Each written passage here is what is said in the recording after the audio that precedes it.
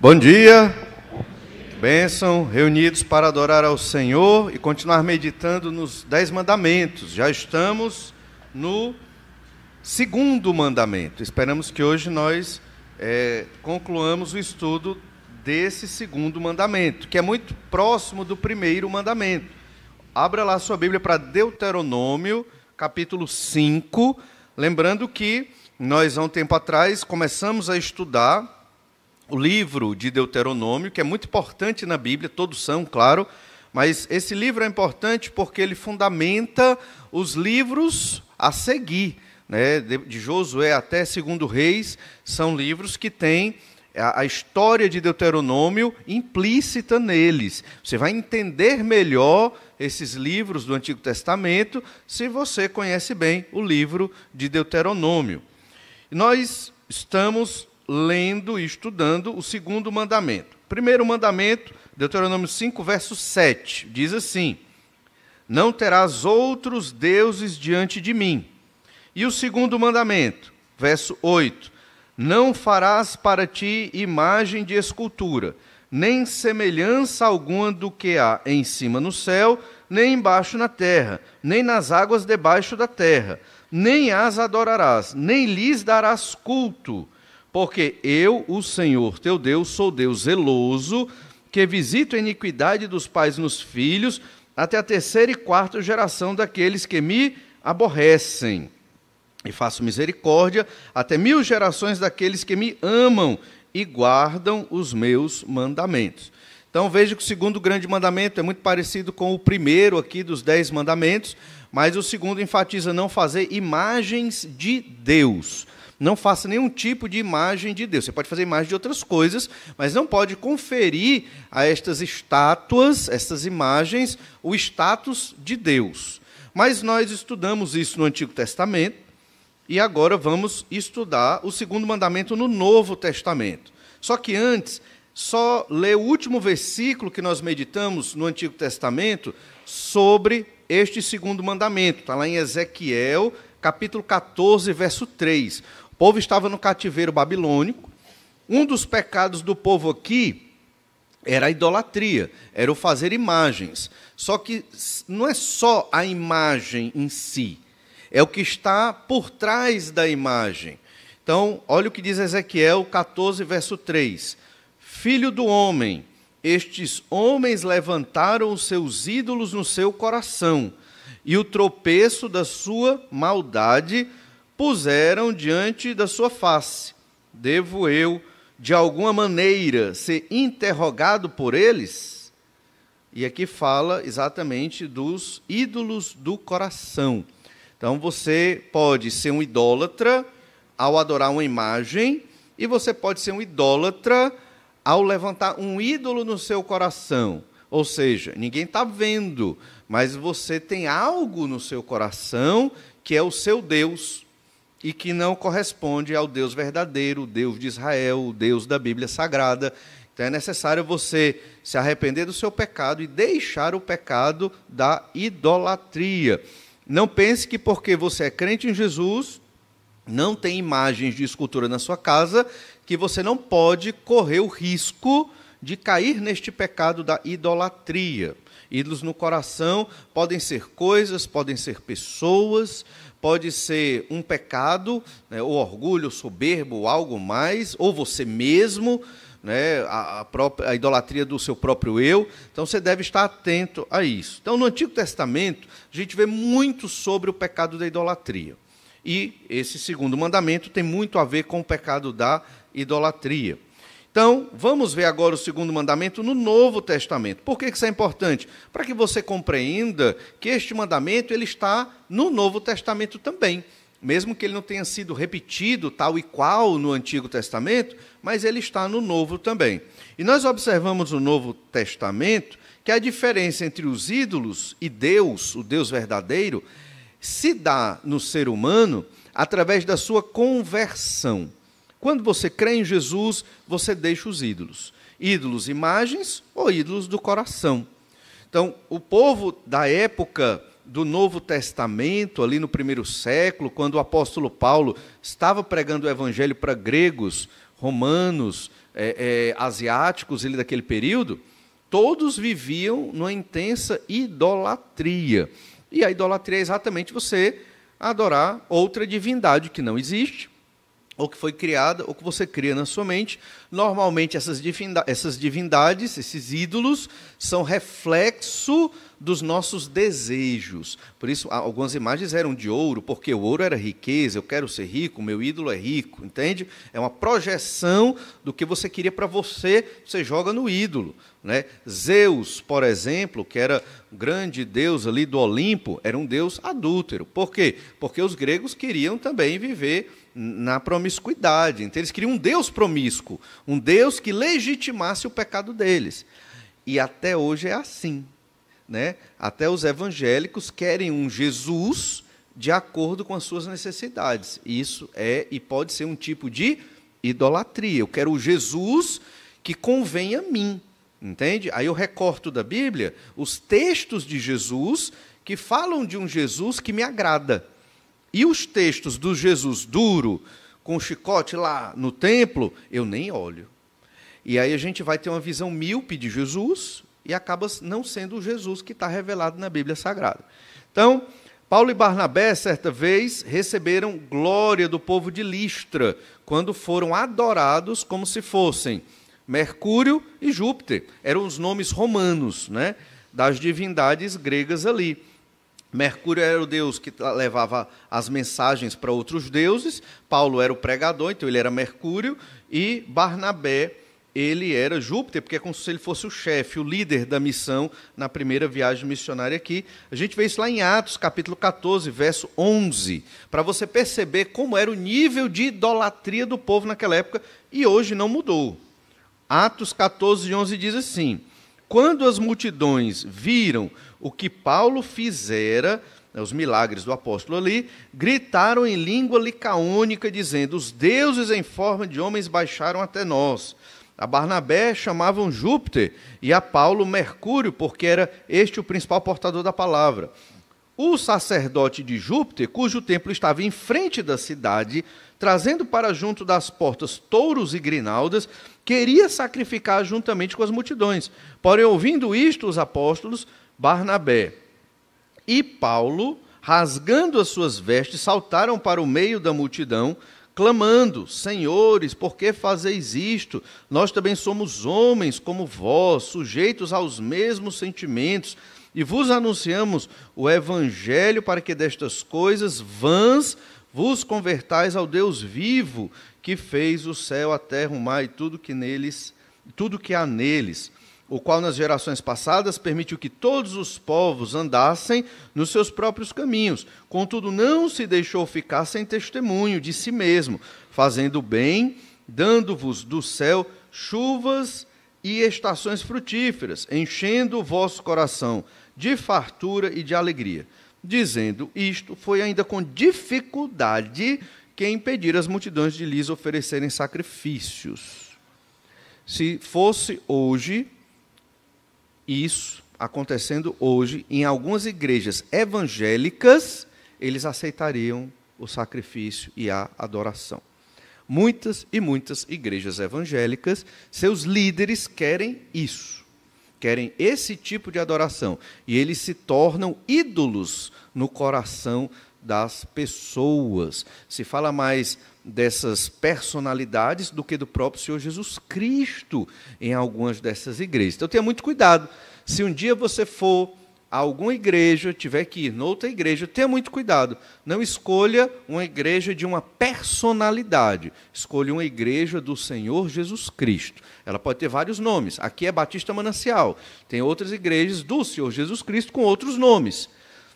Tenha cuidado, não escolha a igreja da personalidade. Escolha uma igreja que adora o Senhor Jesus Cristo. Paulo e Barnabé, claramente, eles não queriam a personalidade aqui deles em destaque.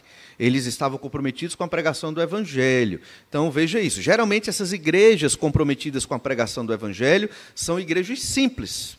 São igrejas que pregam o evangelho, mas que não têm tanta projeção, né, ou nacional ou internacional. Geralmente, não estou dizendo que é sempre. Então, fique atento, porque estamos vivendo numa época em que, no meio dos evangélicos, existe intensa idolatria por personalidades. E os próprios líderes querem isso. Por quê? Porque suspeito eu que não estão comprometidos com o evangelho, mas estão comprometidos com o negócio religioso deles. E isso é um grande problema, né?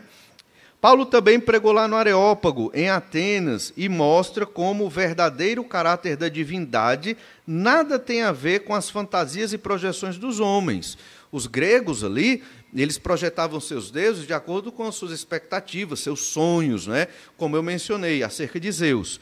Lá em Atos 17, 29, Paulo estava pregando em Atenas, né? O centro do pensamento do mundo antigo na época era Atenas. Atos 17, 29 diz assim: sendo, pois, geração de Deus, não devemos pensar que a divindade é semelhante ao ao ouro, à prata ou à pedra, trabalhados pela arte e imaginação do homem. Então, a pregação de Paulo, pregando o evangelho aos atenienses, ele teve que falar contra a idolatria e a produção de imagens. Aqui, claramente, está o segundo mandamento. Então, é necessário deixar a idolatria para crer no Senhor Jesus Cristo, ser salvo e ficar livre desse tipo de pecado. Os tessalonicenses, que também eram idólatras, eles deixaram a idolatria e as imagens ao se converterem. 1 Tessalonicenses 1,9 diz assim: pois eles mesmos, no tocante a nós, proclamam que repercussão teve o nosso ingresso no vosso meio, e como deixando os ídolos, vos convertestes a Deus, para servirdes o Deus vivo e verdadeiro. Os tessalonicenses testemunharam o impacto dos missionários na vida deles, quando, na prática, eles deixaram os ídolos. Então, quando a pessoa diz que creu em Jesus, ela tem que deixar os ídolos. Os ídolos de ouro, de prata, de madeira, de pedra, e os ídolos do coração. Muitos dizem: eu não vou me converter porque eu ainda gosto de beber uma cerveja, eu gosto de realizar tal programação, eu não quero me comprometer o suficiente para ter que domingo estar na igreja todo domingo, eu ainda não estou comprometido, então não vou me converter. Isso significa que aquela pessoa está dizendo que ela ainda adora algumas coisas na vida dela.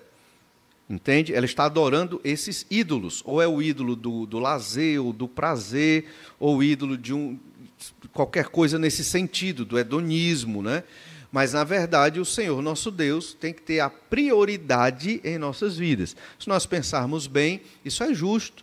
Deus nos deu vida, além da vida, nos deu a salvação, nos dá uma vida abençoada, e se não é mais abençoada, não tenha dúvida, a culpa é minha e a culpa é sua. Se a nossa vida não é mais abençoada, não é culpa de Deus. Nós estamos errando em alguma coisa, certamente, e temos que, ao ler a Bíblia e orar, e conviver na igreja, perceber onde nós estamos errando. Tessalonicenses deixaram os ídolos. No dia que nos convertemos, nós também tivemos que deixar os nossos ídolos. Um ídolo pode ser uma prática, pode ser um futebol, pode ser um esporte.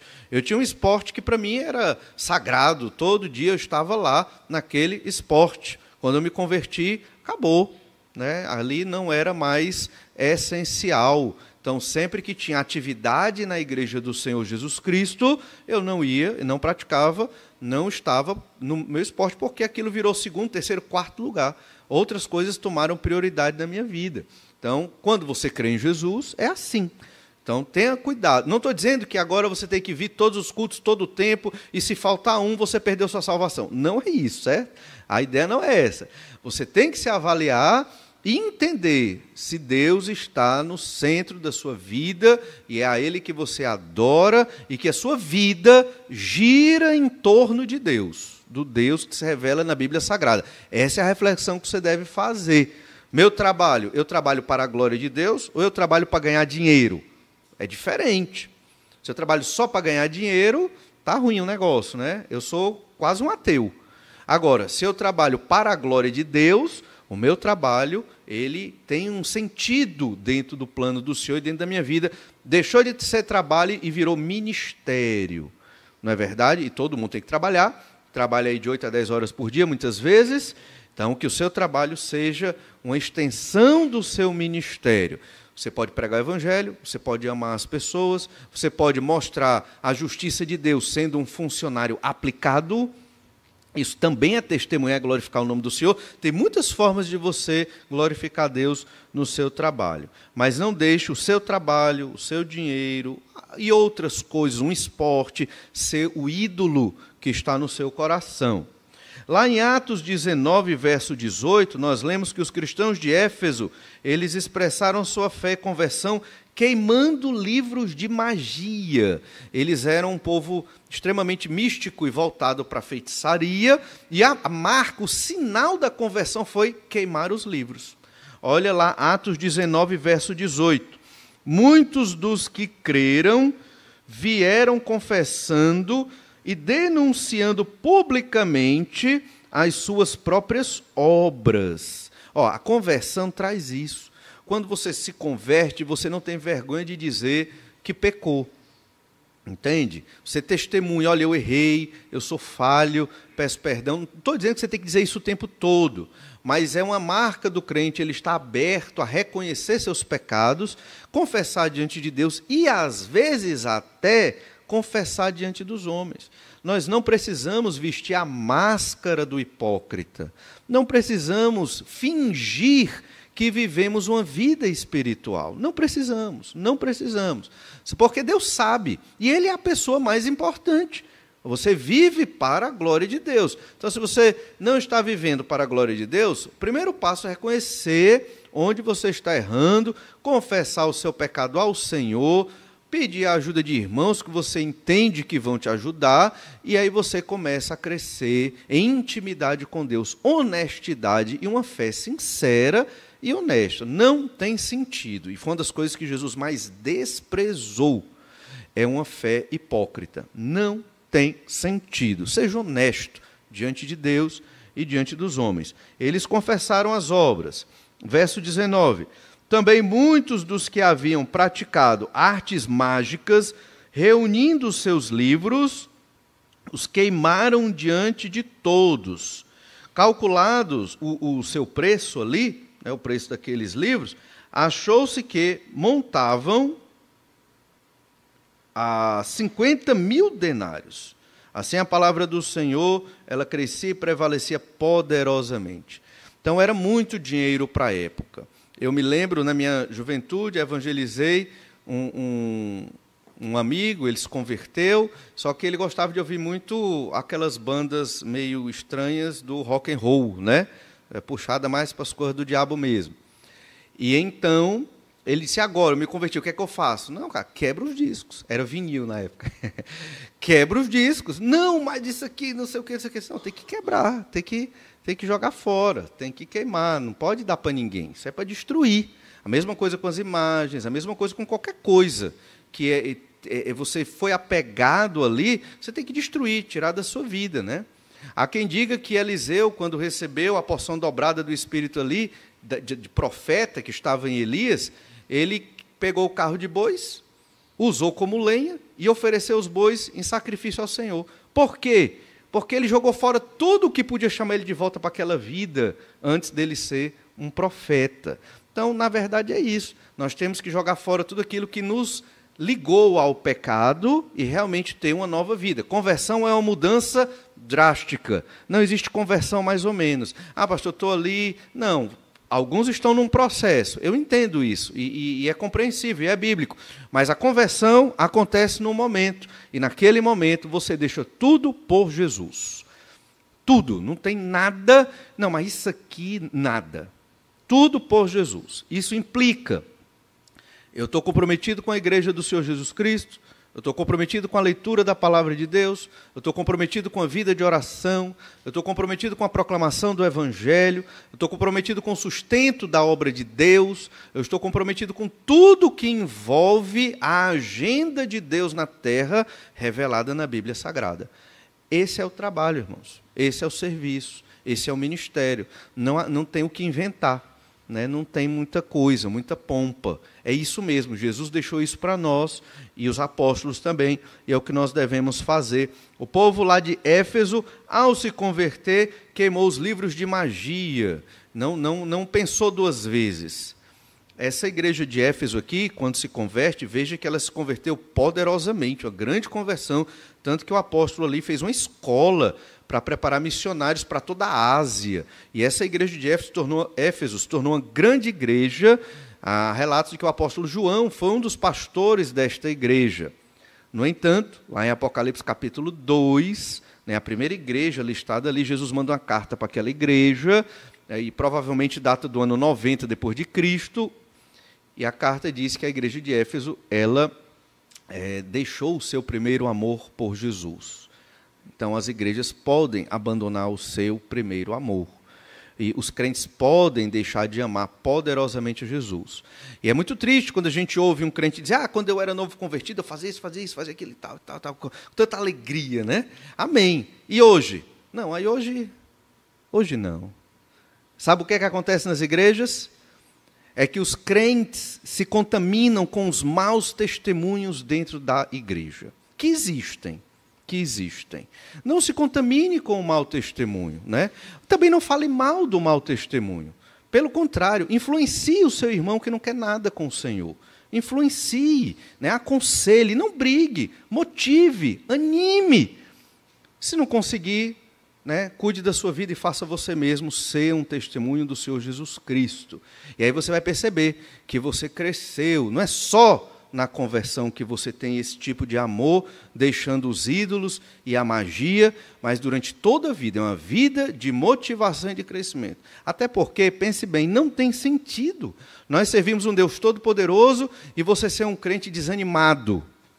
Algo está errado. Se você desanimou, é porque você começou a olhar a igreja e a obra de Deus na perspectiva dos homens. Aí você desanima. Porque aqui só tem pecador, né? Aí você vai desanimar. Comece a ver a igreja da perspectiva de Jesus. Você acha que Jesus morreria por pecadores se ele não tivesse, obviamente tem, a mente de Deus e pensasse como Deus? Por isso que ele morreu pelos pecadores. Da mesma forma, nós investimos a nossa vida na igreja, os crentes em Jesus, porque olhamos a igreja como projeto e obra de Deus, não como projeto e obra dos homens. No dia que você mudar essa perspectiva, você vai se tornar como a igreja de Éfeso descrita lá no Apocalipse. E nós não queremos viver assim. Lá em 1 Coríntios, capítulo 8, verso 4, Paulo aqui ele escreve aos Coríntios, ele afirma, né, que em um ídolo não se encontra nada de divino, não tem nada de divino num ídolo, mas somente projeções humanas de divindades. Aquela estátua ali, ela não tem absolutamente nada que seja Deus. Você pegar a estátua, jogar no chão e quebrar, não tem problema nenhum, certo? Então não tenha medo, também não precisa quebrar, assim, para não causar, né, problemas. Mas é uma estátua normal. 1 Coríntios 8, verso 4. No tocante à comida sacrificada a ídolos, sabemos que o ídolo de si mesmo nada é no mundo, e que não há senão um só Deus. O ídolo não é nada. O dinheiro como ídolo também não é nada. Uma propriedade, o seu trabalho, a sua imagem, também não é nada. Nós é que criamos, é uma projeção da nossa mente, do nosso pecado, a idolatria. Aí nós pegamos seres humanos, pegamos imagens de um cachorro, sei lá, de um rato, principalmente pensando no contexto indiano, e aí você adora esses animais. Lá na Índia, a turma adora o rato, adora o macaco, adora o elefante, tem suas divindades lá. Então, o macaco, o rato e o elefante não tem nada demais. O pior deles é o rato, porque a gente sabe. Mas os outros, normal. Então, por que eles idolatram aquilo ali? Está na mente, coração, é pecado. Então, vários desses textos mostram que a idolatria e o fazer imagens, o segundo mandamento, a proibição do segundo mandamento, estava também no Novo Testamento. O que é que isso indica? Que é uma proibição para nós também. Então, nós não devemos fazer imagens de Deus, nem físicas, nem na nossa mente.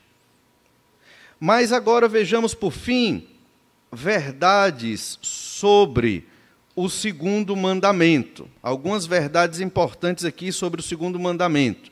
Guardar o segundo mandamento de não fazer imagens de Deus implica em como reconhecemos o Senhor nosso Deus, o Criador, o Deus Todo-Poderoso, e não uma criatura ao nosso reflexo. Quando você faz uma imagem de Deus, você limita Deus. A idolatria é uma limitação da pessoa do Senhor. O nosso Deus é enorme, é todo-poderoso, é infinito. Ele é ilimitável. Essa é a ideia. Não há limites para Deus no sentido do seu poder, da sua sabedoria e de tudo que Ele é. Se eu pego Deus e coloco numa caixinha, numa imagem, numa coisa, eu já limitei o Senhor. Guardar o segundo mandamento trata de como cultuamos e adoramos o Senhor nosso Deus. Então, a adoração de uma imagem é limitar a adoração a Deus. Então, Deus não quer imagens quando nós o estejamos adorando. E a nossa adoração deve ser de acordo com a pessoa de Deus. Não importa o aspecto físico em si. Não precisa ter um piso de ouro, não precisa ter coisas luxuosas na igreja para nós termos uma adoração que minimamente agrade a Deus. O que Deus quer são corações quebrantados e contritos, verdadeiros adoradores. É o que o Senhor quer.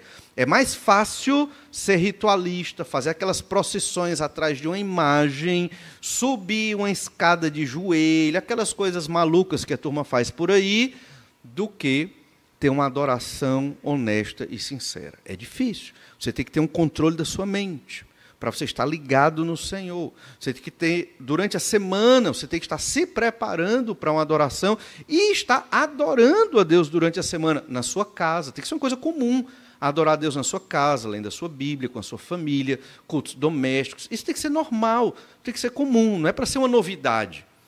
Pregar o Evangelho não é para ser uma novidade, é a vida da gente, é isso aí, é o que a gente faz, deve ser a nossa especialidade. Então, guardar o segundo mandamento trata de um culto que agrada a Deus. É sobre como Deus deve ser honrado, não como os homens fazem com os ídolos criados à sua imagem. Pense bem, como Deus quer ser honrado. Muitas igrejas adoram a Deus pensando assim: é assim que eu quero adorar, é desse jeito que eu gosto de adorar a Deus. Eles não pensam como Deus gosta de ser adorado. Então, é bem diferente. Então, às vezes, o culto na igreja é mais conservador, porque nós temos receio de pecar na adoração. Entende? Se num culto organizado e com concentração a nossa mente vagueia, inclusive na oração, quanto mais num culto barulhento, num culto... como é que chama aquelas luzes estroboscópicas que ficam, né? Aqueles efeitos de luz. Como fica a nossa atenção e a nossa adoração ao Senhor, né? Ou outros efeitos? Será que aquilo me ajuda a adorar? Ou não? Aí é nisso que você tem que pensar. Será que Deus gosta daquele formato? Ah, mas na Bíblia não está dizendo. Na Bíblia não proíbe fumar nem usar drogas, né? A Bíblia não diz claramente isso. Então você vai usar? Mas a Bíblia tem um princípio para você não usar drogas, óbvio, e não fumar. Então é a mesma lógica, certo? É a mesma lógica. Tem coisas que a Bíblia não fala explicitamente, mas o princípio está lá, certo? Não querendo comparar esses cultos com droga, mas não foi essa a ideia. Mas o objetivo deles, eu acho que não está interessante. Então, o segundo mandamento trata do culto a Deus. Como eu adoro a Deus? Não tem que ter imagens. Pense que naquela época a imagem era um atrativo para ir ao culto, num contexto extremamente idólatra. Sem imagem, cadê o atrativo? E qual o atrativo para a pessoa vir a um culto? Qual é o atrativo? É Deus? É a palavra de Deus? É a adoração a Deus cantada por meio de oração, não é verdade? O atrativo sempre está em Deus. Não pode estar no homem. Eu vou para aquela igreja porque ela tem um ar-condicionado, é friozinho de manhã. Esse não deve ser o atrativo. Embora ajude, mas não deve ser o atrativo, certo? Não precisamos de nenhuma imagem ou projeção de Deus. Todas as imagens ou opiniões particulares conduzem a projeções erradas. A imagem de Deus nós já temos, é o Senhor Jesus Cristo. Hebreus capítulo 1, versículo de 1 a 3. Havendo Deus outrora falado muitas vezes e de muitas maneiras aos pais pelos profetas nestes últimos dias, nos falou pelo Filho, a quem constituiu herdeiro de todas as coisas, pelo qual também fez o universo. Então, Jesus fez o universo lá na criação com o Pai e com o Espírito Santo. E o verso 3, ele que é o resplendor da glória e a expressão exata do seu ser, sustentando todas as coisas pela palavra do seu poder. Então, Jesus, além de ser Deus como o Pai é Deus, Jesus sustenta, é o Deus da providência, sustenta todas as coisas. Depois de ter feito a purificação dos pecados, assentou-se à direita da majestade nas alturas. Jesus é soberano, está no trono, reinando sobre todas as coisas. A imagem de Deus, o Deus Espírito, é o Senhor Jesus Cristo, que fez-se carne. Lendo os evangelhos, eu vou ter a imagem de Deus materializado, é o Senhor Jesus Cristo. E essa é a única imagem que nos interessa. Através do Espírito Santo, Deus se aproxima de nós e nos ajuda, nos comunica quem é o Deus vivo. Lá em João 4:24, Deus é Espírito, importa que os seus adoradores o adorem em Espírito e em verdade. Então, a adoração é uma adoração espiritual. Não precisamos de muita manipulação. Isso é muito importante. Se você tiver que escolher na sua vida cristã, o que é que você quer? Você quer sentir experiências? Ser manipulado para sentir experiências, que é o que muitas igrejas evangélicas fazem hoje, ou você quer sentir o genuíno poder de Deus? O que é que você escolheria? O genuíno poder de Deus. Então, para que você sinta o poder de Deus na sua vida, você não deve buscar subterfúgios, manipulações emocionais para perceber Deus. Você tem que ler a palavra e buscar o Senhor honesta e sinceramente. E é na perseguição e na dificuldade que o Senhor age muitas vezes nas nossas vidas, e ali você tem uma experiência maravilhosa com o Senhor.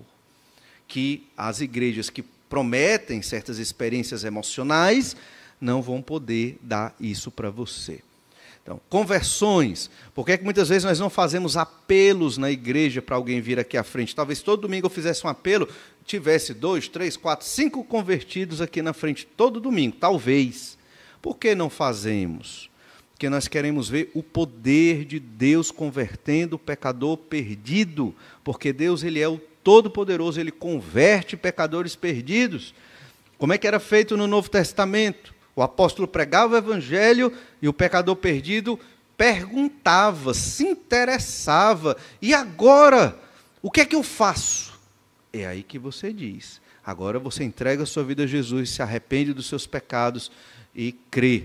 E aí você vai ser batizado. É simples. É o pecador que depois que Deus age, a partir da palavra pregada, ele se manifesta. Não é pela manipulação humana. Se nós queremos ver o poder de Deus, tem que ter menos do homem e mais de Deus. A gente se aquieta mais e deixa Deus agir. E faz o que Deus diz. Ler a Bíblia, oração, e com o tempo a gente nem percebe, Deus vai agindo e transformando e movendo e fazendo a obra dele. E toda a glória se torna do Senhor nosso Deus. O pecado da idolatria é um pecado terrível, e mesmo sem querer, querendo, as igrejas acabam idolatrando o ser humano. Acho que esse é o pior tipo de idolatria hoje, é o humanismo. É quando a resposta está no homem. É o homem que traz a bênção. É o ser humano que traz a prosperidade. Então, o ser humano, ele promete coisas em nome de Deus que nem Deus prometeu. E as igrejas, infelizmente, estão caindo nesse tipo de idolatria. Esse pecado é muito grave. Às vezes nós desconsideramos ele na nossa vida. É tão grave que o apóstolo João, no último versículo da sua primeira epístola, lá em 1 João 5:21, ele encerra a epístola dizendo assim: filhinhos, guardai-vos dos ídolos.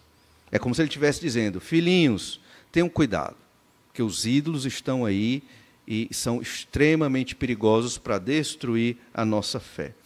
Então, segundo mandamento, não faça imagens de Deus. Estudamos isso no Antigo Testamento, no Novo Testamento, e vimos algumas das verdades e aplicações sobre o segundo grande mandamento.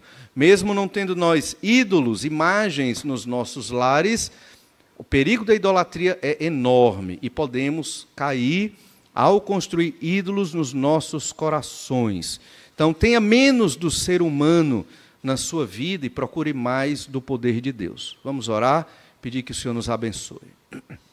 Obrigado, ó Pai, pela bênção de hoje, estarmos reunidos para Te adorar. Senhor Deus, recebe esta adoração para a honra e glória do Teu nome. Ajuda-nos, Senhor, dando-nos sabedoria e poder para rejeitar qualquer forma de idolatria na nossa vida, de modo que tenhamos uma vida santificada, purificada para o Senhor, primeiramente. É o que nós te pedimos em nome de Jesus. Amém.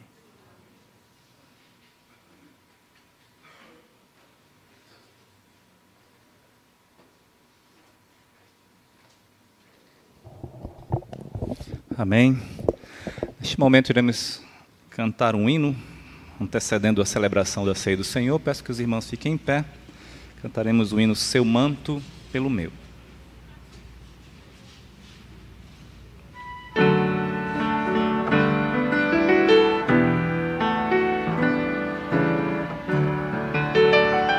Seu manto pelo meu Jesus trocou, meu manto de pecado em si levou, em sua justiça então me envolveu, morreu por mim e a vida assim me deu, me apego a Cristo e ao preço que pagou, desamparado por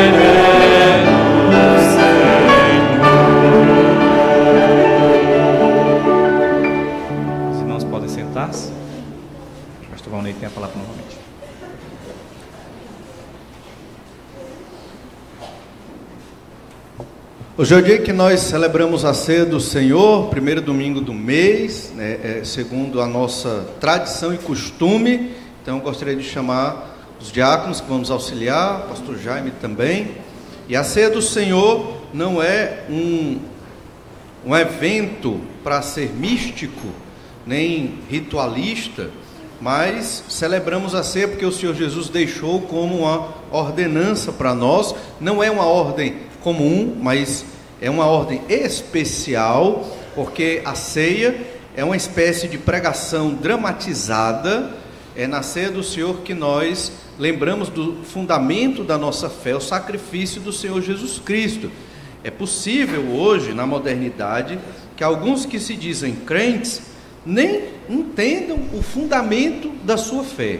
Isso tem sido cada vez mais comum, porque vão para as igrejas sem saber, né, o que estão procurando ali. E nós temos que enfatizar isso. Por quê? Porque um dia você talvez vá a outra igreja, ou você vai ser uma bênção numa igreja sim, para poder auxiliar aqueles irmãos, ou você talvez não fique numa igreja sim. É importante ter isso na mente. O mundo está muito confuso. E a ceia do Senhor, ela simboliza o sacrifício do Senhor Jesus Cristo. Nós somos crentes em Jesus porque Jesus morreu numa cruz pelos nossos pecados. A salvação é por obras de Jesus, não as nossas obras. As nossas obras não salvam, mas as de Jesus nos salva. E é por isso que o ser humano tem a salvação. Por isso que não é uma arrogância você dizer que é salvo hoje em Cristo Jesus. Você que creu em Jesus, arrependido dos seus pecados, é salvo, não por mérito, mas porque Jesus morreu na cruz pelos nossos pecados. E é isso que nos sustenta na fé, é isso que nos motiva. E não é só a questão de um ensino motivacional, mas é o elemento espiritual mesmo. Jesus, ele se uniu a nós no momento da conversão, age em nós através do Espírito Santo, temos a mente de Cristo, somos embaixadores do Senhor Jesus Cristo, herdeiros e co-herdeiros com Cristo, reinaremos com Cristo, discípulos de Jesus, corpo de Cristo. Pode passar amanhã falando da nossa relação com Jesus. Estamos intimamente ligados a Jesus, se você creu no nome do Senhor Jesus. E a ceia do Senhor, que é um pedaço de pão, um pouco de suco de uva. Não usamos o vinho, a bebida alcoólica, por consideração aos irmãos que já passaram pelo alcoolismo. Então a ideia não é mágico, não é místico, mas simboliza o sacrifício de Jesus. Pensando nisso, deve participar da ceia do Senhor quem já é crente no Senhor Jesus Cristo, batizado por imersão nas águas, está em comunhão com Deus, com a sua igreja. E, se possível, não tendo feito isso hoje, pode fazê-lo agora. Confesse seus pecados para participar de modo digno da ceia do Senhor. Então vamos orar, pedir Hermane que ore a Deus agradecendo por esse tempo. Santo, justo e misericordioso Senhor, nós te louvamos, porque aqui reunidos nesta manhã temos o privilégio de lembrarmos do teu sacrifício feito por nós na cruz, mas que não terminou na cruz. Por meio do teu corpo ali oferecido e do teu sangue vertido, nós temos o grande privilégio do Senhor ter ressuscitado e hoje está vivo no céu ao lado do nosso Deus, nosso Senhor, para interceder por nós e assim permitir que como igreja estejamos aqui reunidos para testemunhar do teu santo nome, para espalhar a tua palavra ao mundo. Que por meio desses dois elementos nós nos lembremos que o sacrifício do nosso Senhor nos deu um livre acesso a ti e permitiu que nós hoje tenhamos comunhão uns com os outros e contigo. Nos ajuda a entender a importância desse simbolismo e a cada dia entendermos mais e mais o sacrifício do teu Filho Jesus na cruz por nós, para que reflitamos na nossa vida uma vida que te agrade. Em nome de Jesus é que nós choramos. Amém.